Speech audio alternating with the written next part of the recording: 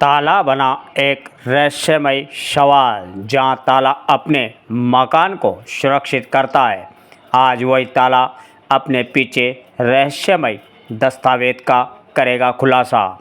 कमरे के दरवाजे पर लगा ये ताला क्या है, इसके पीछे के राज। कहते हैं कि एक वो झूठ जो किसी की जान बचाता है, और एक वो झूठ जो एक परिवार को नष्ट कर देता है। झूठी शान और अपनों का दिखावा।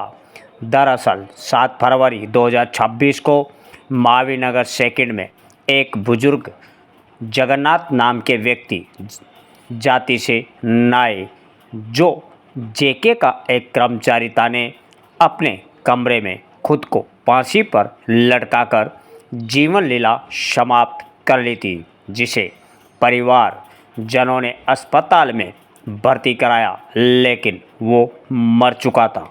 मामला थाने में दर्ज हुआ और पुलिस ने आत्महत्या वाले कमरे को किया सील। परिवारजनों का कहना है कि हमारी दूसरी माँ और उसके पियर वालों का आए दिन घर आना जाना, घर की हालत ठीक नहीं, रोज आने जाने से पिता और सेकंड माँ के बीच रोज होता था विवाद, और उसी विवाद के चलते आए दिन मृत की पत्नी और मृत के ससुराल वाले करते थे जगन्नाथ को टॉर्चर। वहीं बार बार थाने में देते थे झूठी रिपोर्टें। जेके का कर्मचारी हो गया था अपनी ही पत्नी और ससुराल वालों से परेशान, और 7 फरवरी को जगन्नाथ ने फांसी पर लटक कर लगाया मौत को गले और अपने पीछे छोड़ गया अनेकों सवाल। अभी हाल 2-3 दिन पूर्व एडवोकेट की मौजूदगी में खोला गया कमरे का ताला, तो वहां पुलिस को मिला 3 पन्नों का सुसाइड नोट। आखिर क्या लिखा है उस सुसाइड नोट में, किन किन लोगों के हैं नाम, इसी को लेकर आज 1 अप्रैल 2026 को मृत जगन्नाथ के पुत्रों ने कोटा पुलिस अधीक्षक शहर कोटा कार्यालय को दिया परिवाद और मांग की कि मजिस्ट्रेट की और आप श्रीमान की मौजूदगी में खोला जाए कमरे का ताला और न्यायिक अभिरक्षा में खोला जाए सुसाइड नोट। हालांकि थाना महावीर नगर पुलिस गहनता से कर रही है जांच में कौन दोषी है और कौन नहीं, ये तो सुसाइड नोट खुलने के बाद ही चलेगा पता। वहीं परिवारजनों का कहना है कि मृत जगन्नाथ के ससुराल वालों की नियत महावीर नगर सेकंड में स्थित मकान पर है, जो करोड़ों का है। फिलहाल पुलिस हर पहलू पर कर रही है जांच।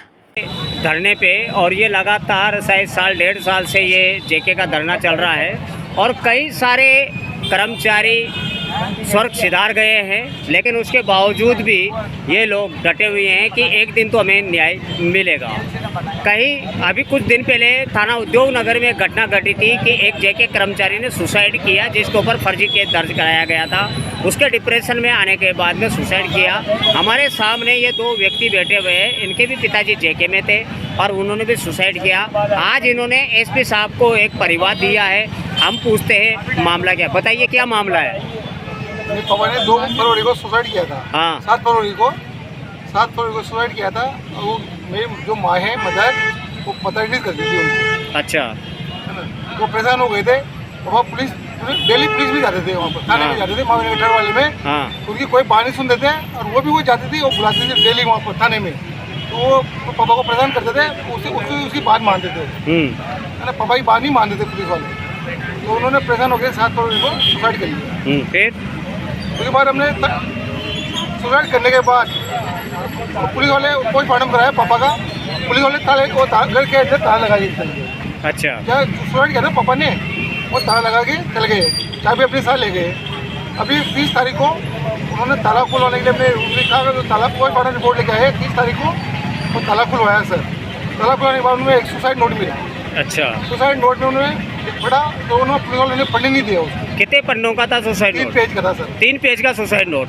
और वो अपने साथ ले जाने लगे वो अपने उसको। साथ ले लगे। अपने साथ ले जाने लगे उसको। जैन तो साहब हमारे ने- अधिवक्ता राजेंद्र कुमार जैन जी ने मना कर दिया और फोटो खींचने के लिए भी पुलिस थानेदार ने मना कर दिया, जिससे कि वो मामला दब जाए और रफा दफा हो जाए। आप क्या चाहते हो? हम चाहते हैं कि वो सुसाइड लेटर जो मिला है उसके ऊपर निष्पक्ष जांच होए और एसपीओ मजिस्ट्रेट के द्वारा वो कमरा खोला जाए। अच्छा, आपका नाम क्या है? महेश कुमार। आपका नाम? दिनेश कुमार। बताइए कि पिछले 1 महीने में या 2 महीने में 2 से 3 जेके कर्मचारियों द्वारा सुसाइड किया गया है। इसको लेकर क्या कहेंगे कि क्या हो रहा है ये? हम तो यहाँ 13-14 महीने से 18 फरवरी से बैठे हुए हैं 2025 से। तो अभी तक जो है हमारे साथी 15-20 आदमी जो है चल बसे हैं।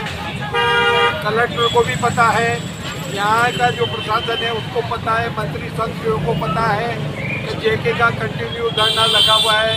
हमारी वाजिब मांग है, हम पैसा वही मांग रहे हैं जो हमारा अधिकार बनता है, जो सुप्रीम कोर्ट ने 250 करोड़ रुपए प्लस ब्याज उसके भुगतान करने के लिए बोला है।